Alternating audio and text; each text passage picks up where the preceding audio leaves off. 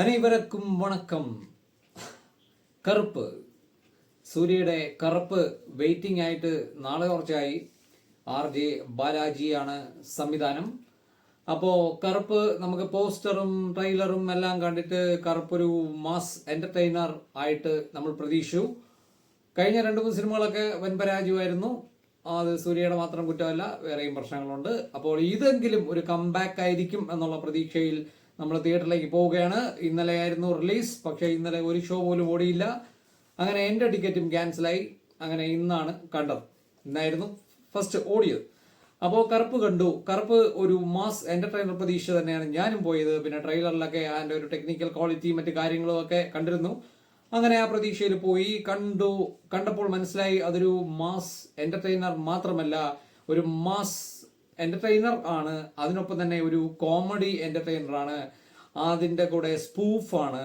പിന്നെ എല്ലാത്തിനും ഉപരി ഞാൻ ഒട്ടും വിചാരിക്കാത്ത രീതിയിൽ കാണികളെ ഞെട്ടിച്ച കാര്യം എന്താണെന്ന് പറഞ്ഞാൽ അതൊരു സൂപ്പർ നാച്ചുറൽ ഫിലിം കൂടിയാണ് എന്നാണ്. സൂപ്പർ നാച്ചുറൽ എന്ന് പറഞ്ഞാൽ ഈ പ്രേതം ഭൂതം ആ ടൈപ്പ് അല്ല, സൂപ്പർ നാച്ചുറൽ ആ ടൈപ്പ്. അപ്പോൾ ഞാൻ ഒട്ടും പ്രതീക്ഷയില്ല സിനിമ അങ്ങനത്തെ ഒരു ഷിഫ്റ്റാണ്. കുറച്ച് ദൈവീകമായിട്ടുള്ള കാര്യങ്ങൾ കൂടെ സിനിമയ്ക്കകത്തുണ്ട്. അങ്ങനത്തെ ഒരു സിനിമയാണ്. ഒരു റിയലിസ്റ്റിക് ഫിലിമായിട്ട് അതിനെ കാണാൻ പറ്റില്ല.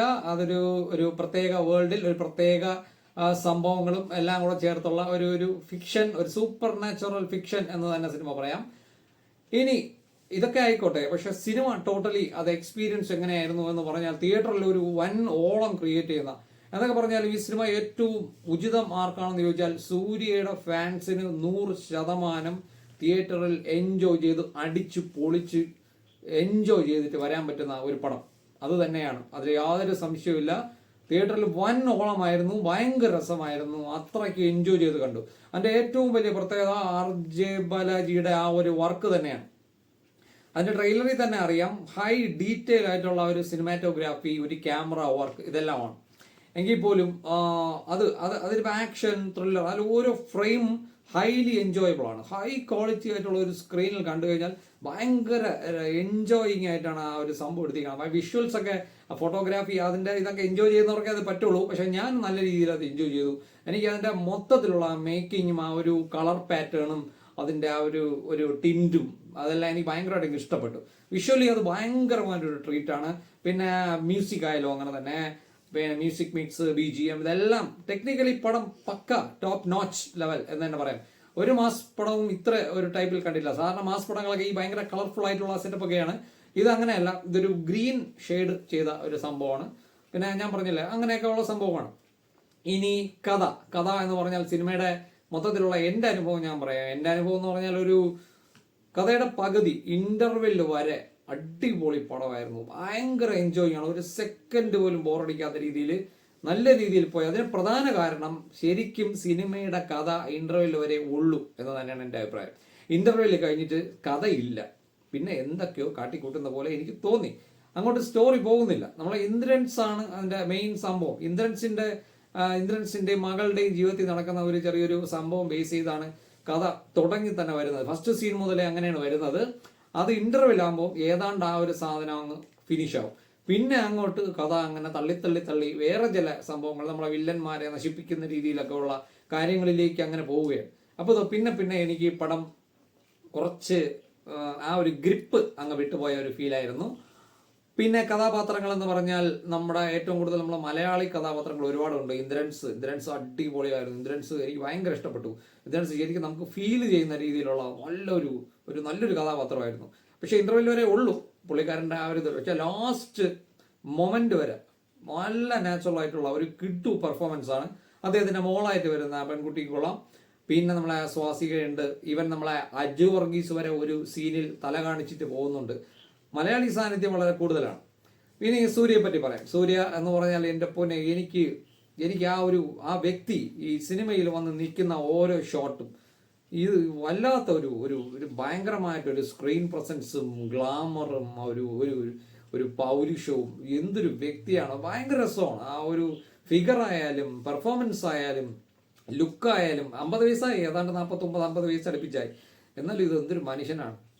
അത് അദ്ദേഹത്തിനെ സ്ക്രീനിൽ കാണുമ്പോൾ ഇത്രയും ആ ഒരു രൂപത്തെ ആസ്വദിക്കാൻ പറ്റുന്ന ഒരു ഫിഗർ. അതുകൊണ്ട് തന്നെ ഞാൻ പറയുന്നത് സൂര്യയുടെ ഫാൻസ് എന്തായാലും ഈ പടം തിയേറ്ററിൽ നിന്ന് കണ്ടിരിക്കണം. അതിൽ യാതൊരു വിട്ടുവീഴ്ചയില്ല, പക്ക.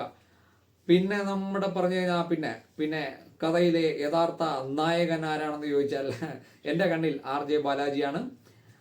ഒരു സംവിധായകനായിട്ടും സിനിമയിലെ ഒരു ഉഗ്രൻ വില്ലൻ കഥാപാത്രമായിട്ടും ഇടയ്ക്ക് കുറച്ച് കോമഡി സംഭവങ്ങളും ഇതെല്ലാം ചേർത്ത് പൂന്ത് വിളയാടിയിട്ടുള്ളത് ആരാണെന്ന് ചോദിച്ചാൽ നമ്മുടെ RJ ബാലാജി തന്നെയാണ്. അദ്ദേഹം പോയിട്ടേ ഉള്ളൂ ആരും എന്ന് തന്നെ ഞാൻ പറയും. അതൊന്ന് കണ്ടു തന്നെ അറിയണം. ഒരു സംവിധായകനാണ് ആ റോള് ചെയ്തത് എന്ന് ഒരിക്കലും പറയാൻ പറ്റൂല. അത്ര കിടുവായിട്ട് ചെയ്തിട്ടുണ്ട്. അടിപൊളി വില്ലൻ എന്ന് പറഞ്ഞാൽ നല്ല കിടുവില്ലൻ. വില്ലന്റെ ഇടയിൽ കുറച്ച് കോമഡി സീൻസും എല്ലാം ഉണ്ട്. പിന്നെ സ്പൂഫ് ലെവൽ ഞാൻ പറഞ്ഞു, നമ്മുടെ പല സിനിമകളുടെയും കണക്ഷൻ ഉണ്ട്. ഈവൻ നമ്മുടെ ലിയോ വരെ അതിൻ്റെ അകത്ത് ഒരു സീനിൽ മെൻഷൻ ചെയ്ത് പറഞ്ഞിട്ടുണ്ട്. ഇനി സിനിമയുടെ പ്രധാന പോരായ്മ എന്താണെന്ന് പറഞ്ഞാൽ ഞാൻ പറഞ്ഞ സംഭവം തന്നെയാണ്. ഒരിക്കലും മലയാളി പ്രേക്ഷകർക്ക് ദഹിക്കാത്ത ചില കാര്യങ്ങൾ ഈ സിനിമയ്ക്കകത്തുണ്ട്. ഞാൻ പറഞ്ഞല്ലോ, അമിതമായ ചില സൂപ്പർ നാച്ചുറൽ കാര്യങ്ങളുടെ ഒരു ഇൻഫ്ലുവൻസ് പല രംഗങ്ങളിലും വന്നു കയറുന്നുണ്ട്. ഈ ദൈവീകമായിട്ടുള്ള കാര്യങ്ങൾ തന്നെയാണ്. കറുപ്പ് എന്ന് പറയുന്നത് തന്നെ കറുപ്പ് സ്വാമി. അപ്പൊ തന്നെ നമുക്ക് ഉദ്ദേശിക്കാമല്ലോ എന്താണെന്ന്. നമ്മളെ കറുപ്പ് സ്വാമി ആ ഒരു കൺസെപ്റ്റാണ് സംഭവം. ആ സീന് അമിതമായി ആ ഒരു സംഭവം വന്ന് കയറി പല സീനുകളും കുളമാക്കിയ ഒരു സെറ്റപ്പ്. നമ്മളെ പുഷ്പയിലൊക്കെ കിടന്ന് ഇങ്ങനെ ഉറഞ്ഞു തുള്ളുന്ന സെറ്റപ്പൊക്കെ ഉണ്ടല്ലോ, ആ ഒരു സെറ്റപ്പൊക്കെ ഇതിൻ്റെ അകത്ത് ഉണ്ട്. അത് ഒരു തരത്തിലും ഒരു മലയാളി പ്രേക്ഷകൻ എന്നുള്ള രീതിയിൽ എനിക്ക് പോലും അക്സെപ്റ്റ് ചെയ്യാൻ പറ്റിയില്ല. എനിക്കൊരിക്കലും ആ സീനൊന്നും അങ്ങനെ ചെയ്യണ്ടായിരുന്നു എന്ന് തോന്നിപ്പോയി. ഇൻക്ലൂഡിങ് ക്ലൈമാക്സ് വളരെ ബോറായി പോയി, എടുത്ത് നശിപ്പിച്ചു വെച്ചു എന്ന് തന്നെ പറയാം. പക്ഷേ എടുത്തിരിക്കുന്ന അത്രയും പക്കയാണ്. അതിലെ വർക്കിന്റെ കാര്യത്തിലൊന്നും യാതൊരു കോംപ്രമൈസും ഇല്ല. പക്ഷേ എന്തിന് ആ രംഗം അങ്ങനെ എടുത്തു എന്ന് തോന്നിപ്പോ. ഈവൻ സൂര്യയുടെ ഇൻട്രൊഡക്ഷൻ പോലും രോമാഞ്ചം തരുന്ന രീതിയിൽ കൊണ്ടുവരാമായിരുന്നു. എനിക്കതും വളരെ ബോറാക്കി കളഞ്ഞു എന്ന് തന്നെ പറയാം. ഇൻട്രൊഡക്ഷൻ സീനും ക്ലൈമാക്സ് സീനും ഒക്കെ മഹാ ബോറായി. അത് ഈ ദൈവീകതയുടെ സംഭവങ്ങൾ തന്നെയാണ്. നമ്മുടെ ഇപ്പം പുഷ്പയിൽ മേക്കപ്പ് ഇട്ട് അല്ലു അർജുൻ തുള്ളുമ്പോൾ അത് നമ്മൾ പ്രേക്ഷകർക്ക് എത്ര പേർക്ക് അതൊക്കെ അംഗീകരിക്കാൻ പറ്റും എന്നുള്ള പോലത്തെ ഒരു കൺസെപ്റ്റ് തന്നെയാണ്. ശരി, അതൊക്കെ അവിടെ ഇരിക്കട്ടെ. പടം മേക്കിംഗ് എന്തൊക്കെ പറഞ്ഞാലും ഈ പറഞ്ഞ എന്ത് കാര്യമായാലും ചെയ്തെടുത്തിരിക്കുന്നത് പക്കയായിട്ടാണ്. നല്ല നീറ്റ് വർക്കാണ്. ഈ RJ ബാലാജിക്ക് ഈ സിനിമ ഇനിയും ഇതിന്റെ മുകളിൽ എത്തിക്കാൻ പറ്റും. അദ്ദേഹം ബ്യൂട്ടിഫുൾ ആയിട്ട് സിനിമ എടുത്തു വെച്ചിട്ടുണ്ട്. പ്രത്യേകിച്ച് സിനിമാറ്റോഗ്രാഫി.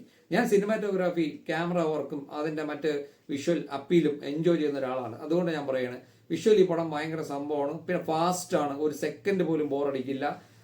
അങ്ങനെയുള്ള ഒരു ലാഗ് എന്നൊരു പരിപാടിയില്ല. കോമഡിക്ക് കോമഡി, ചിരിക്കാനുള്ള വക ഇഷ്ടം പോലെ ഇട്ടിട്ടുണ്ട്. പിന്നെ പല രംഗങ്ങളെയും ഇതേപോലെ ചെയ്ത് കുളമാക്കി വെച്ചിട്ടുണ്ടെന്ന് എനിക്ക് തോന്നി. അതങ്ങനെ വേണ്ടയായിരുന്നു എന്ന് തോന്നി. പിന്നെ നമ്മൾ ട്രെയിലറിലൊക്കെ കണ്ട ചില സീൻസ് ഒന്നും അതിൻ്റെ അകത്ത് ഉള്ളതായിട്ട് എനിക്ക് തോന്നിയില്ല. എല്ലാം പറഞ്ഞു. പിന്നെ നമ്മളെ നടി തൃഷാകൃഷ്ണൻ പ്രത്യേകിച്ച് നമുക്കൊന്നും പറയാനില്ല. എങ്ങനെ വന്നാലും അറിയാലോ, ചേച്ചി സൗന്ദര്യം വിട്ട് യാതൊരു കളിയുമില്ല. അപ്പൊ ഇതിലും അങ്ങനെ തന്നെയാണ്. പിന്നെ കഥയുടെ ബേസിക് സാധനം ഞാനൊക്കെ വിചാരിച്ചത് പടം മൊത്തത്തിലൊരു ഈ വെട്ടും കുത്തും കത്തിക്കുത്തും ഗുണ്ടായിസും ഒക്കെ ആയിരിക്കും എന്നാണ്. പക്ഷെ അങ്ങനെയല്ല. ഞാൻ വിചാരിച്ച പോലെയല്ല. ട്രെയിലർ കണ്ടതുപോലെ തന്നെ പടം ഒരു കോർട്ട് മൂവിയാണ്. കോടതി കേസ്, വക്കീലന്മാര്, അങ്ങനെയുള്ള കാര്യങ്ങളുമായിട്ട് ബന്ധപ്പെട്ട് ടോട്ടലി ഒരു കോടതിയുമായി ബേസ് ചെയ്ത് പോകുന്ന കാര്യങ്ങളും, കേസ്, വക്കീല്, വാദം, ഇങ്ങനെയുള്ള കാര്യങ്ങളാണ് ബേസ് ചെയ്ത് പോകുന്നത്. അതിൻ്റെ ഇടയിൽ കൂടെ കുറച്ച് ദൈവികത, അതിൻ്റെ ഇടയിൽ കൂടെ കുറച്ച് മാസ്, പിന്നെ കുറച്ച് കോമഡി, ഇതെല്ലാം കൂടെ ചേർത്ത് ഒരു ഓൾറൗണ്ട് പടമാണ്. തിയേറ്ററിൽ കാണാൻ പറ്റിയ പടം. നല്ല എൻജോയബിൾ ആണ്. റിപ്പീറ്റ് ചെയ്ത് കാണാൻ വിഷ്വലി പക്കയാണെങ്കിൽ ഞാൻ ഒന്നുകൂടെ കാണാൻ തയ്യാറാണ്. എനിക്ക് 1-2 സീന് വേണ്ടായിരുന്നു എന്ന് തോന്നിപ്പോയി. സെക്കൻഡ് ഹാഫ് എനിക്ക് സത്യം പറഞ്ഞാൽ തൃപ്തി തന്നില്ല, അതൊരു സത്യം. ഫസ്റ്റ് ഹാഫ് അടിപൊളിയായിരുന്നു. അതിന്റെ പ്രധാന കാരണം കഥ. ഞാൻ പറഞ്ഞല്ലോ, ഇന്ദ്രൻസിന്റെ ആ ഒരു കഥ അതെനിക്ക് നല്ല ഇഷ്ടപ്പെട്ടു. അത് മൊത്തത്തിൽ എനിക്ക് ആ ഭാഗം ഇഷ്ടപ്പെട്ടു, ഇന്റർവെൽ വരെ. അത് കഴിഞ്ഞ് എങ്ങനെ തീർക്കാം എന്നുള്ള രീതിയിൽ സിനിമ കൊണ്ടുപോയതുപോലെ തോന്നി. അപ്പോൾ അതാണ് കറുപ്പ്. സൂര്യയെ ഇഷ്ടപ്പെടുന്നവർ തീർച്ചയായും ഈ സിനിമ കണ്ടിരിക്കണം. തിയേറ്ററിൽ തന്നെ കണ്ടിരിക്കണം. നല്ല എൻജോയബിൾ ആണ്. ഒരു സെക്കൻഡ് പോലും ബോറടിക്കില്ല എന്നുള്ള കാര്യം ഞാൻ ഉറപ്പ് തരാം. ഓക്കെ, അപ്പൊ താങ്ക് യു.